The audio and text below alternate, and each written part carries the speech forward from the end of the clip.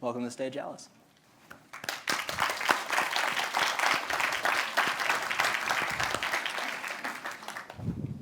Hi.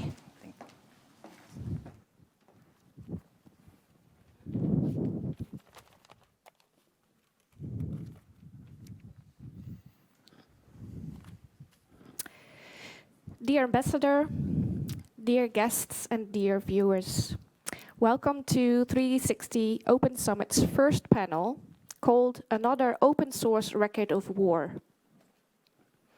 As Russia's unprovoked and unjustified war on Ukraine has played out on phones, tablets and television screens around the world, a community of researchers is using open source tools to investigate, verify and preserve the latest developments of the war. In this session, leading open source practitioners will discuss how the open source community has grown, the methodology they use to verify war crimes and other violations of international humanitarian law, and how they are leveraging the power of open source intelligence to provide accountability. I'm honored to have with us today speakers Lubov Tsibulska. She's the founder of Ukraine's Center for Strategic Communications and Information Security. Charlotte Godard, investigator and trainer with Bellingcat, who is joining us virtually. Hi, Charlotte. And we have Yanis Sarts. He's the director of NATO Strategic Communications Center of Excellence. After an exchange with the speakers, you can use the mics around the room to ask a question.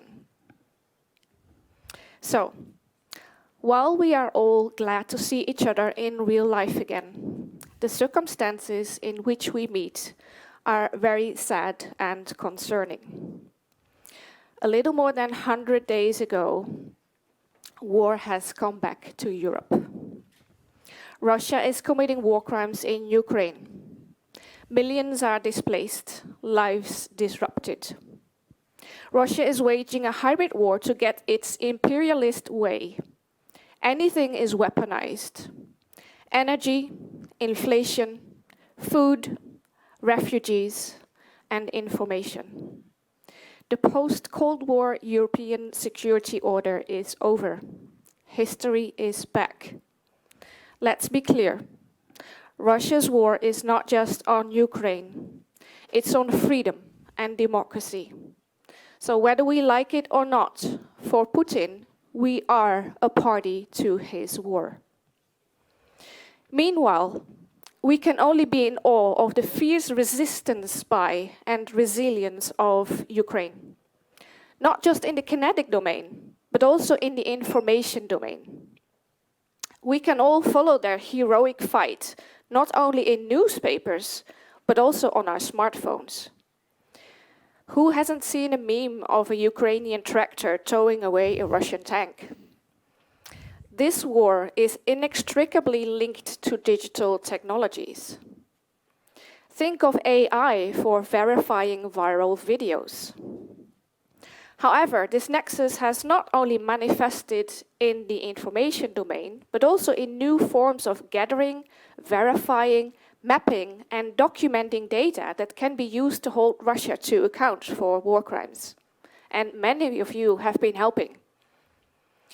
So, while democracies should team up to ban algorithms that are turbo-boosting Russian war propaganda, disinformation, and polarizing content in general, other digital technologies are playing a crucial and constructive role in this horrible, unjustified war. So let's find out more with our panelists. Lubov, I'm starting with you. You're the founder and the first head of the Center for Strategic Communication and Information Security in Ukraine. You're one of the leading experts on hybrid threats in your country and an advisor to the Minister of Foreign Affairs on countering disinformation. Prior to joining the government, you also led the Hybrid Warfare Analytical Group of the NGO Ukraine Crisis Media Center. Lubov, while Russia's unprovoked brutal war on Ukraine has drawn renewed international scrutiny and action against Russia, This is not Ukraine's first experience as the victim of Russian imperialism, aggression, and information warfare. While this historic relationship spans centuries, could you briefly contextualize the current conflict with an emphasis on the role of propaganda, information warfare, and foreign influence since the fall of the Soviet Union? Thank you. Thank you for the invitation, and thank you for the opportunity to speak about the Russian war in Ukraine and the fight of my people. Yes, indeed, the world is witnessing the largest war on the European continent since Second World War, and this war is special in several ways. First of all, it's 2022, the first 21st century. We have technologies that allow us to do DNA editing, to do an artificial heart transplants, to use rockets multiple times. But at the same time, here in the center of Europe, we have a war that brings us in its manner, not even to the Second World War, but the First World War, basically trenches warfare, where artillery plays the major role, killing thousands of people. And this became possible because of a very, very modern things. This war is extremely cruel, extremely brutal. And this extreme cruelty is due to basically media propaganda. The Kremlin's propaganda machine is responsible for dehumanizing of entire nation of 45 million people. Kremlin propaganda machine created this alternative reality in which Ukrainians ceased to be human beings and must be exterminated physically. And also this war, I think, is special because it exposes the crisis of values in the West.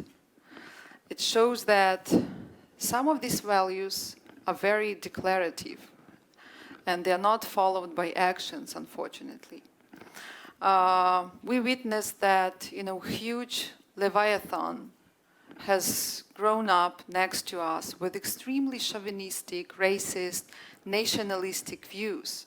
And as we all know, in mythology and theology, Leviathan is an embodiment of chaos and malice, right? And we see that some politicians, some institutions, some governments are ready to basically put their heads in the mouth of this predator and also suggest Ukraine to surrender to Russian genocidal war, to give up democratic intentions. Although these institutions and these people speak about democracy and praise democracy in their speeches and repeat never again million times, at the same time they suggest us to concede. I think that this is something we should all learn, because the West, obviously, after the fall of Soviet Union, decided that the threat is not there anymore, and now we see that it's not true. Now we see that the whole nation is basically dying because a lot of people decided that Russia, yes, it is a pretty dangerous, not dangerous, yes, pretty nationalistic country, but still we can trade with this country. We can allow Sputnik and RT, work in our countries and allow our citizens to watch it. So yes, coming back to your questions, I think that the peculiarity of this war is this extreme, absolutely inhumane cruelty, which was basically enabled by propaganda and information warfare. That's why I'm very happy to be here together with you within this professional community, because I think that eventually we should come up to the point where we would start the discussion on responsibility of those who have been spreading disinformation and propaganda all this year, have been dehumanizing others and basically destroying democracy. And hopefully, in a few years, we will see not only Russian high-ranked officials, military prosecuted, but also those who were responsible for this for propaganda. Thank you. Thank you, Lubov. Charlotte, hi. You're still there? Good. So Charlotte Godard is an investigator and trainer for Bellingcat. She travels to teach Bellingcat workshops worldwide and spread the use of open source digital research technique to lawyers, journalists, humanitarian workers, and anyone else interested in using the internet for good. Charlotte, as a non-profit foundation, Bellingcat is part of civil society, stretched all out over the world. Could you describe the organization's work and explain how it is able to utilize all the information being created during Russia's war on Ukraine to report on it from, in some cases, thousands of miles away? Sure. Thank you so much for having me. I'm so disappointed I can't be there in person, but it's lovely to be able to be a part of this panel anyway. I'm an investigator and trainer for Bellingcat. I've been with Bellingcat for a little over 3 years now, and we are a nonprofit research collective that focuses on the use of open source, either open source content and then open source investigations. In terms of Ukraine, so obviously we have been, well, maybe not obviously for those who don't know, but we have been involved in the space of Ukraine and Russian disinformation and Russian propaganda since 2014. But most recently this year, when the conflict began, when the invasion happened, we chose to focus our scope down into civilian harm, potential civilian harm, both in terms of casualties and in terms of civilian infrastructure being destroyed. Simply because of how much content there was, we had to narrow down what it is that we are going to be collecting, verifying, archiving, and using. And that for us was civilian harm. So we are currently still collecting any evidence of civilian harm. We have over 1,000 incidents so far, and we have been mapping each of these incidents into a map that you can view at ukraine.bellingcat.com.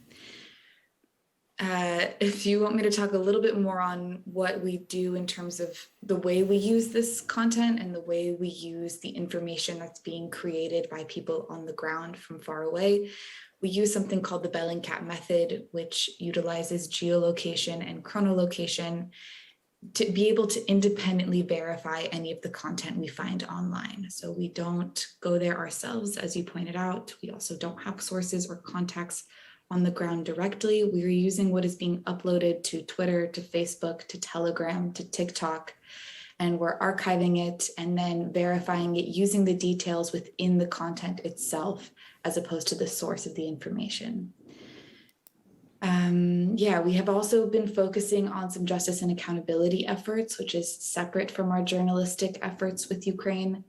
That involves selecting some of the incidents that we believe open source can make a very unique contribution to, and independently verifying them to a further level, to an evidentiary standard, so that it could potentially be used in future legal accountability efforts. And that's in coordination with the Global Legal Action Network, using a methodology that follows the Berkeley Protocol. And that is a more stringent and intense methodology than what we're otherwise using to report on the incidents and use that information for our map. Thank you, Charlotte. That's very informative. So, Yanis Sartis was appointed as director of the NATO Strategic Communication Center of Excellence in July 2015. As an expert, Yanis has been invited to speak to the representatives of the National Parliament of Germany, to give a testimony in front of the Senate of the United States, as well as the Parliament of Spain. Yanis, at NATO Stratcom, you are approaching this war differently than your co-panelists. For viewers not familiar with NATO Stratcom, can you tell us what the organization does, and has anything changed because of the war? Well, first and foremost, we as a center are at the crossroads in between the research, think tank community, experts community, and the government and the military.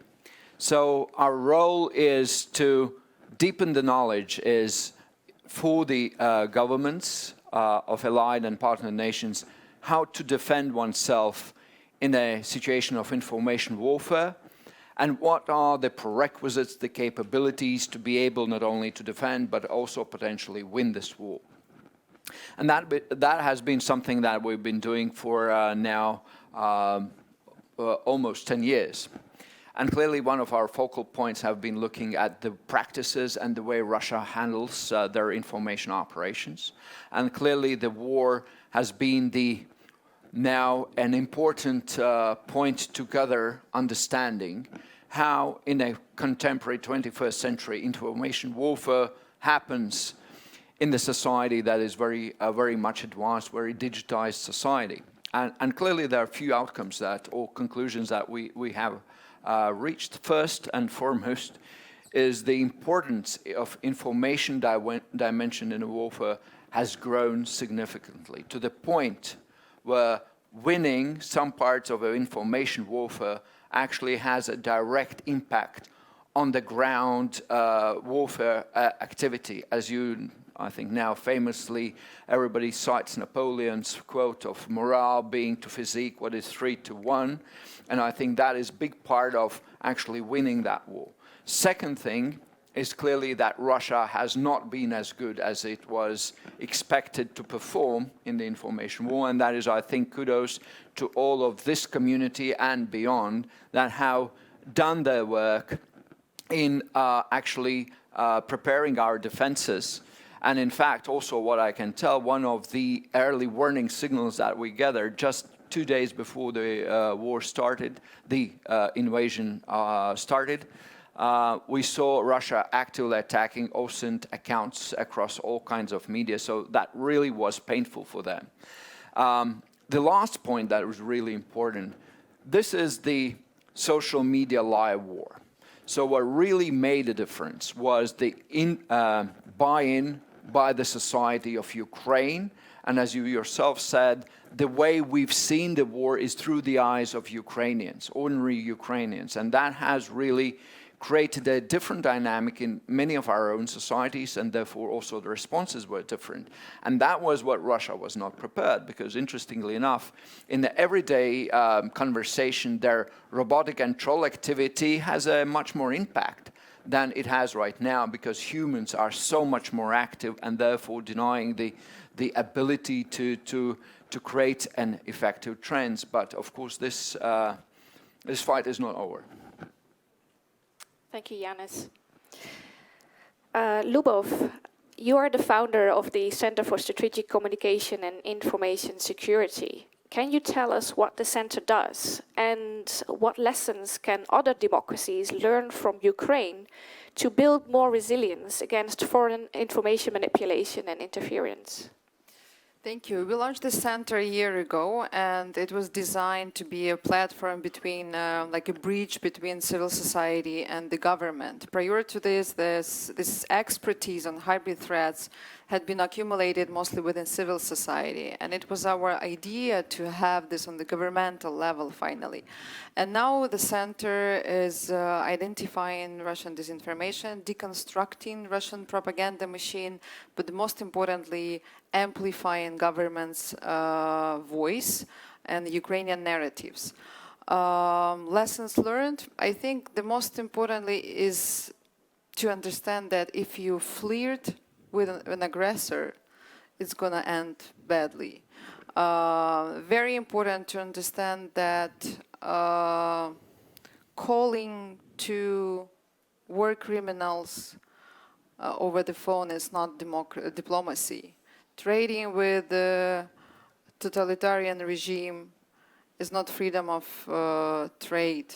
And transmitting propaganda channels in your countries is not freedom of speech.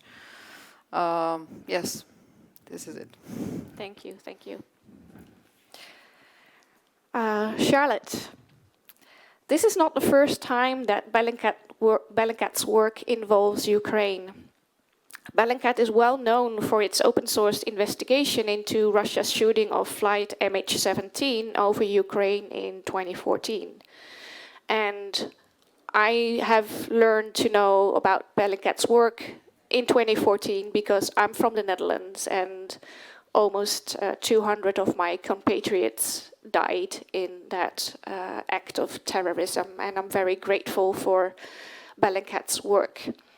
Now, I know you weren't with Bellingcat back then, but perhaps you can still indicate some changes in how Bellingcat and its many volunteers conduct open source investigations between 2014 and now. Has anything changed? Yeah, I think almost everything has changed in a way other than our core ethos and the idea of the method from the start. But everything else, I mean, when in 2014, we were 4 people who, were just coming together to do this work, much like a lot of open source hobbyists work right now, still online together. And now we are 27 researchers. We're based all around the world. We're a Dutch NGO now.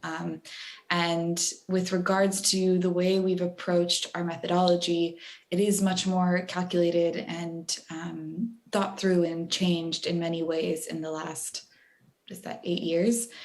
For in terms of working with our volunteers, so since we are all a part of the open source community and we value it so highly, we wanted to find a way to work with volunteers in a way that was more intentional and involved more feedback, both between the volunteers and between staff and researchers on our team. And so this year we launched what's called the Global Authentication Project.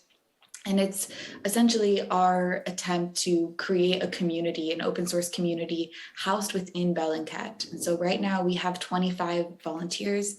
They've all applied into the project. We have an idea of their background and who they are while still respecting the anonymity piece of the open source community that is so important to many people. They are given specialized tasks to help us to geolocate all of these incidents that are being mapped right now regarding civilian harm. We have protocols on digital security. We have community guidelines. We prioritize awareness around the psychosocial risks that are involved with viewing graphic content, particularly on a conflict or situation that for many of our volunteers touches so close to home. And our map now is being developed with something called Time Map. It is an open source software created by Forensic Architecture, and that's where we're mapping out all of our incidents. And this allows us to reach an audience that prefers a visual understanding of a situation, as opposed to in 2014, if you were familiar with our work, it was mostly very long form articles, which we still continue to do, but trying to bring in more visual storytelling into our work is a big component of what we do now. And it allows us to map much larger data sets, view patterns, and create different methodologies. So much has changed, but yeah. Thank you, Charlotte. Yanis, I have another question for you. So how can civil society organizations focused on open source research, debunking disinformation, and building civil resilience against the growing information war help government efforts towards peace and security? Well, I think they are mutually interdependent processes, because I think as the war in Ukraine clearly demonstrates, without the resilience of the society, the victory cannot be possible. So by and large, also, this is an issue that you can't say, well, that's the government to deal with, and therefore the society can just basically relax. So there's a mutually dependent element, but both sides of the kind of house have to understand their roles. And in a way we see it is really important that for Russia, they really are good when they have the dominance in the information space. And as has been demonstrating throughout the war, when we as the societies, as the governments create our own narrative and story proactively, that really is very helpful and disbalances Russians' operations. And in that is both important that the governments communicate, but also that the society, especially open source people, do expose a lot of information facts. And as we are living in a time when governments have a very little credibility when they come up with a story about the, let's put it this way, the Russian imminent invasion, it's very important that there are other accounts around that can support that independently with a verifiable data. So it is a mutually dependent situation. And as I've said also in the beginning, the fact that Russia actually proactively seeked out and tried to attack these open source intelligence accounts show that they really see it as a problem for their narrative. What I have to also add to this, we should see it as a comprehensive situation. One thing is good that we're defending ourselves within our own societies and narratives, but we clearly see what is happening in Russia. And that is where we've seen an Orwellian story develop in front of our eyes, and no less that. And that is where we also once again have to come together and find ways how we tell that factual story to the Russians, although it's clearly been much more difficult than many of us imagined. Thank you, Yanis. So I have one more question for each speaker. I see we don't have much time left. I was looking actually for the timer. So yeah, let's try to make it brief.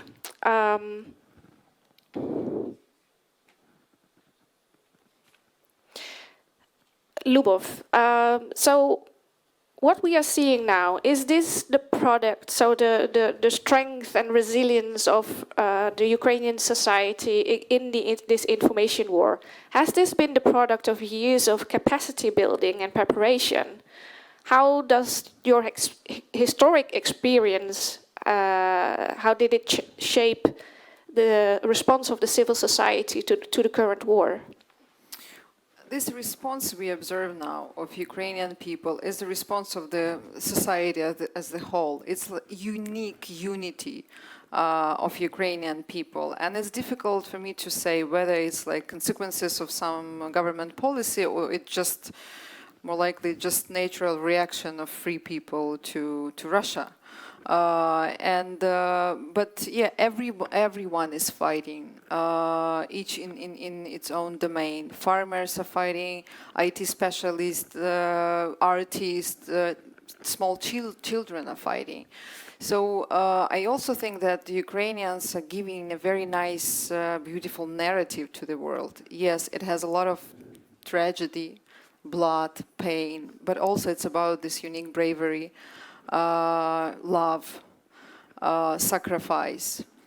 And that's why the world is so fascinated with our fight. And another thing I think we'd all have to consider is that we shouldn't be afraid of a thought about Russia's loss and even Russia's collapse. I think that the world with weaker and smaller Russia is possible. The world with Russia without nuclear weapons is possible and would be even better. So yeah, just remember Soviet Union, you know, omnipotent and strong and monolithic. Look where we are now.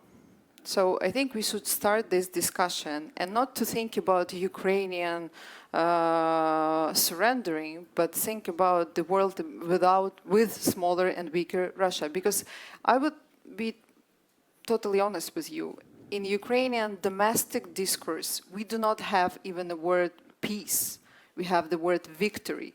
We don't need peace, we need victory. We have to get back our territories, and we have to get reparations from Russia.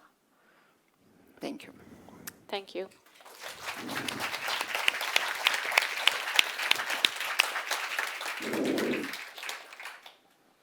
Charlotte, and I'm aware of the time, so you alluded to it already a bit, but how can NGOs leverage the information as an accountability mechanism, not only in the information domain, but also in the kinetic sphere of conflict? Can civil society work to hold governments accountable for their malpractices? Right. Yeah, I hope so. I mean, I think we all need to be working together right now, more than ever, in terms of having the same goals across different NGOs. There's so many, both on the ground in Ukraine and internationally, that are doing this kind of work and trying to document what's happening, verify what's going on, debunk disinformation.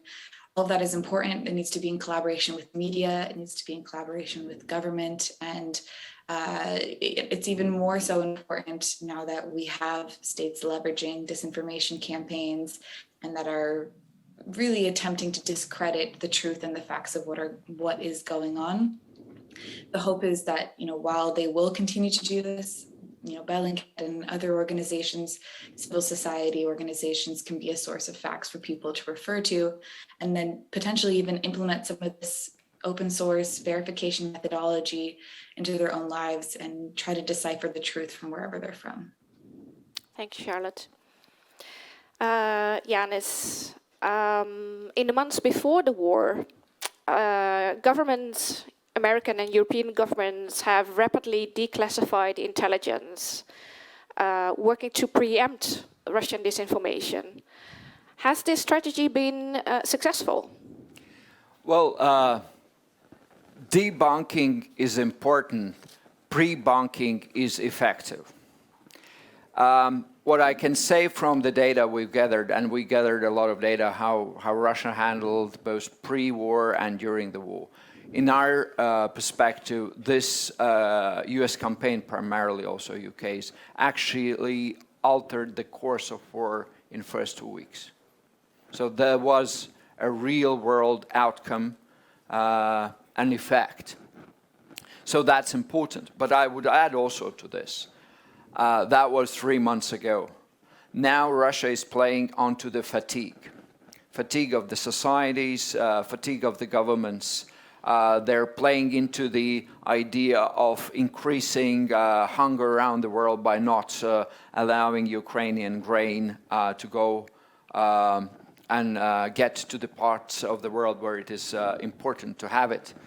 And that is where we have to redesign the strategy, in my view. We have to plan for the longer period and create our narratives, both as the governments, as the multinational organizations, as well as the civil society, that we have to keep up our support to Ukraine as long as necessary. And that is now, I think, the key fight that we have to all enter in, because that is now the crucial thing. And I'm fully confident in the valor of the Ukrainian people and soldiers, but I would hope to have the same valor and intensity in European and US citizens. Thank you, Yanis. So I'm afraid we won't have time for questions. No, I see you know. But we'll be around, so feel free to grab us in the coffee break. Many thanks to our great speakers. It's been a fascinating exchange. I'll just wrap up quickly. Let's continue to stand with Ukraine and work together to build ever greater societal resilience against hybrid threats in wartime and beyond. Not just for Ukraine, but also for peace and security and for democracy. Dear guests, dear ambassador, dear viewers, thank you for joining this first session. You can view the agenda and other relevant information on the DFR Lab website and social media. And with that, I'm happy to hand over to the next speaker, panel, moderator, whoever. Thank you.